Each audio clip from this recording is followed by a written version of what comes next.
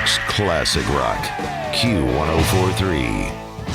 Okay, welcome back. Jonathan Clark in the studio. She is a Grammy Award-winning singer, a songwriter. She has a new album, the first album in a while. Is it 12 years, Rita? That's what they tell me. Safe in the Arms of Time is the new album. And, of course, her memoir, Delta Lady, is now out in paperback. So welcome, Rita Coolidge. How are you? I'm good. Thanks, John. You're looking fabulous. What's your secret, man? Come on. You got to tell us. It's just happiness. Happiness is, yeah, absolutely. Now, I just got to mention that book. And now, if you haven't read this book, Delta Lady, wow. It's one of those books that reads like a movie. I mean, just amazing. What a life touring with Leon, Joe Cocker, the Mad Dogs and Englishmen, working with Harry Chapin, Bob Dylan, Jimi Hendrix, Eric Clapton, Dave Mason, Graham Nash, Stephen Stills. The story continues to unfold with this new album, right? Yes, it does. And you did something that not a lot of people do after they've lived somewhere for a long time. And in your case, a couple places for a long time.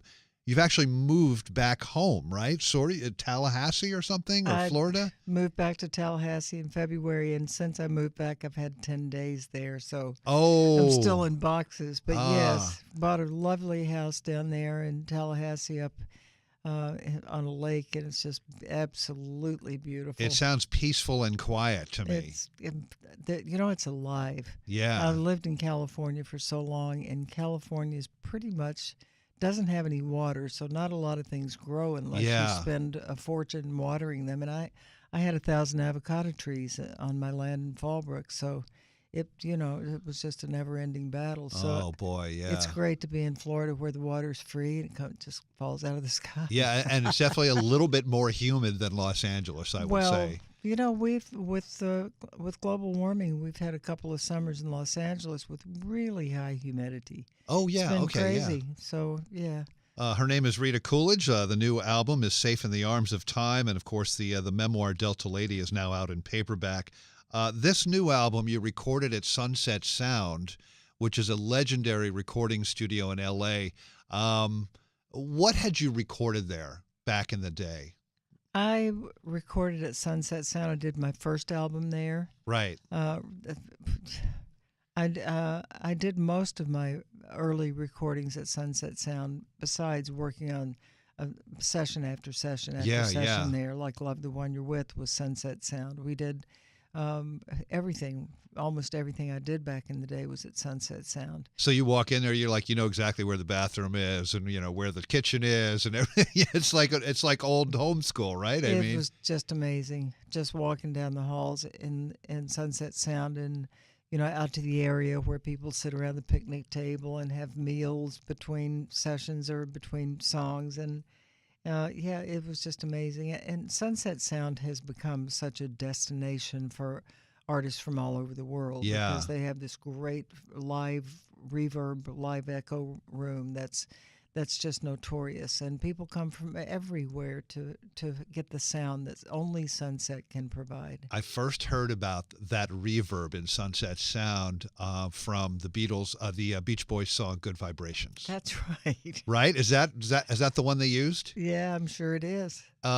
Give me, if you remember one session or one recording of an album you did at Sunset Sound back in the day. What comes to mind immediately? Is there one?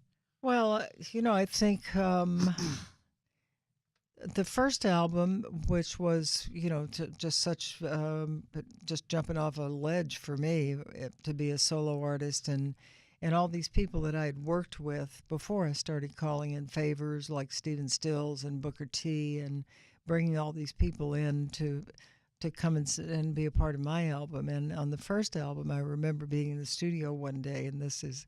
Yeah, I'm sure Stephen's going to hear this and want to kill me again. But I was in the studio, and I'd walked in the room, and Stephen was down in front of the control board talking to Booker, and he said, the most significant thing about this record is not about Rita. It's about the two great musical geniuses of our time meeting, me and you. So I went, classic. So I just, kind of cleared my throat and said, Stephen, you're such a little... Yeah, of course, yeah. Well, speaking of friends, you got some old friends to help out on this album too, including a guy that knows Stephen Stills very well, Graham Nash, on the song "Doing Fine Without You." Tell us about that one. Well, Graham sent me that song via email about, it's probably been almost 3 years. It was before I had my record deal with Blue Elan. And I got it in email, and it was demoed by a woman who had just kind of a real raspy, raw, kind of funky treatment of the song, which is not really Graham, you know. He's got this beautiful, Smooth. yeah, way smooth. Yeah. Anyway, I listened to the song, and it just resonated with me so much and reminded me of some of my earlier records that I think it really was the song that really got this kicked this whole thing off. And because I'd been thinking about that. I'd listened to some early recordings and going, I need to go back and capture some of that stuff. And somebody actually asked me I think it was Blue Elan, when I was signing with them, they said, what kind of record do you want to make? Do you want to make one of those glistening pop records, or do you want to make like a record that's more like your earlier records? And I said, well, that is what I want. So that's what we were. And this record is definitely rootsy. It's definitely got that vibe to it. Kebmo, speaking of roots, Kebmo's on this album, on the song Walking on Water. Man, he's such a great slide guitar player, right? He's just wonderful in every way. We wrote this song at Keb's house last summer, and it was just he's such a pleasure to work with. He's just such a lovely man. He's just so positive and so talented and just always positive. And you shot a video for that song too, right? We did. Yeah. Went back to Nashville and did that in November. Another track that stands out is one you worked on with Stan Lynch, Tom Petty's former drummer. I guess it's called "You Can Fall in Love," right? Yes. Is that the name of that song? Tell us about that one. That is. Well, I had been spending winters in Tallahassee, and I hadn't bought the house yet, but I knew that Stan lived in Gainesville, and good friends with my producer Ross Hogarth, and every day would be in the studio or preparation, and Ross would go, "Hey, let's give Stan a call," and so Stan said, when you get back to Florida, you need to come down to Gainesville to my studio and let's write some music. And I said, okay. Yeah, sure. Why not? So, yeah, I went down with my partner, Joe Hutto, and we went down to Stan's house, introduced ourselves, or down to his studio in Melrose, and he's just the loveliest man. He's just fabulous, and of course plays everything. Yeah, yeah. And has just the most beautiful studio. It's like a little work of art. So yeah. We walked in, talked for a minute. He said, "What do you want to write about?" And I told him, and we just 5 hours later we were done. Fantastic. The new album from Rita Coolidge, "Safe in the Arms of Time." It must be great to go out and tour and play these new songs live to audiences. That's got to be fun, right? It's the most fun I've had maybe ever because it's been such a journey, and the years that we spent on this record, and to finally be able to be on the road with it, it's just, and I know that people coming to the concerts probably have a little bit of anticipatory anxiety. Oh no, she's going to come and play her new record, and what if we don't like it? We want to hear it. Come on. Want to hear the hits, but they haven't heard the record. Right. So that's kind of what happened in April. We were kind of test driving this new material on the road, and the audiences they liked the new stuff better than the old stuff, which was fabulous because the record wasn't even out yet. So yay! You're going to the UK for some tour dates, I think, right? So you must be looking forward to that. Have you always had like a fan base over there, like over the years? I have. Yeah. And when I released my first album, when the record was released, because at that time in the early 70s, the British press was so powerful. So if you went to England and toured and got great reviews in the British press, by the time you came back home, you were like a star, and nobody even knew who I was, except that I had done this work with Mad Dogs and Englishmen and Delaney and Bonnie. But I did go over and opened for a tour for the Byrds on one tour. Oh, man. And some the reviews were great. I mean, Roger McGuinn was just verklempt because some of the reviews said Byrds tour with Rita. So great. So well, one of the most famous examples of that is the Jimi Hendrix story too. He's an American from Seattle, and he goes over there, plays the clubs, and then he comes back here and plays Woodstock, and then the rest is history, right? That's what was happening then. It happened with Tina Turner. She did the same thing. Went to England, came back, smash hit.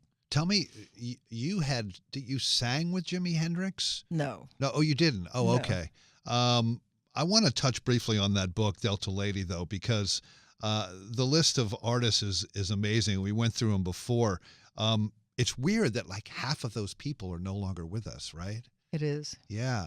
I mean, give us some of your memories that really stand out to you. Maybe with, did you work with Bob Dylan? Did you work? I know the whole Eric Clapton and Layla thing, but if you want to tell that story, I mean, I'm sure you've told it a million times, but I still find it fascinating.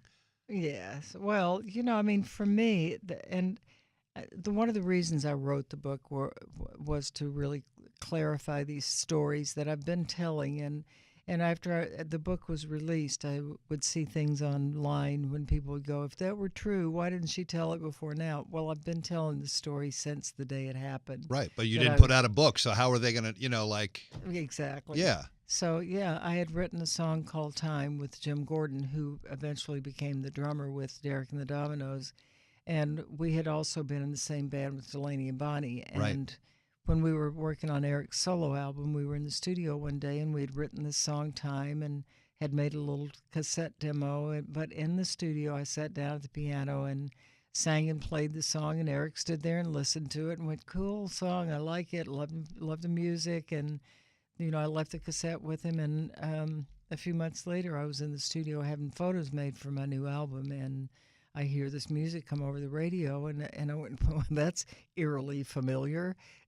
and, Wow. And I suddenly realized that it was my music. It was my piano signature song that I've been playing is it for they a call year. it the coda at the end where it does the piano break, and then it's sort of the second half of the song, It is. right? Yeah. It's the coda, which is clearly a separate piece of music from Layla. Right. Oh, yeah, completely. Her name is Rita Coolidge. The new album is "Safe in the Arms of Time." The new, her memoir, Delta Lady, is now out in paperback.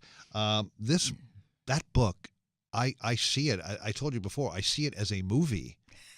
Have you been approached to make a movie about this? Well, I've had a couple of people talk to me about it, and one of them being the woman who directed the video that I did with Keb Mo for Walking on Water. Yeah. Because she's also a filmmaker. So we'll see. I just have to know who's going to play me. Right, exactly. Do you have a wish list? No, because it may not be born yet. Let's just hope that there is. In the meantime, if there is no movie, so everyone go out and get the paperback, Delta Lady from Rita Coolidge, and her new album is fantastic. Everyone go out and buy it. Safe in the Arms of Time. Rita, it's always a pleasure to have you here. Thanks, and John. it's great to see you making new music and having fun. That's the main thing, right? It is. I'm having the best. It's the best time of my life. Thank you so much, Rita. Thanks, John. New York's classic rock, Q1043.